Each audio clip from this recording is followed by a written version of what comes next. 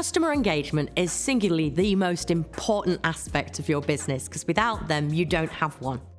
So I have a 4-part cycle for customer engagement, and part 1 is attracting customers. In another video, we've already talked about identifying your ideal customer and how important it is to understand who they are to define your marketing. And customer attraction is all about that. Defining what marketing channels, methods, and techniques are most likely to attract the ideal customer. So it's not about being ubiquitously present, it's about being selectively present on the platforms and places that these customers will be drawn to. So you have to decide which social media works best. Do they like to listen to the radio, in which case is a radio advert a good idea? A leaflet drop if you sell children's books, a flyer in a school bag, that would be a really good idea.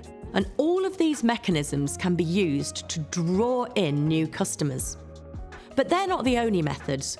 You could use your existing customers and the positive reviews that they've left about you to attract new customers and people who are like your existing customers, because people have a peer-to-peer social network, and chances are, if they're already your ideal customer, their social network will be made up of your ideal customer.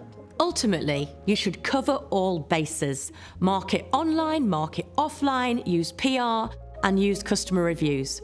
And measure the success of those things to know what works, to keep on doing more of the same and to cut out the ineffective stuff. And essentially, it doesn't matter how beautifully presented your retail store, bar, or restaurant is. If you're not attracting customers, you won't succeed.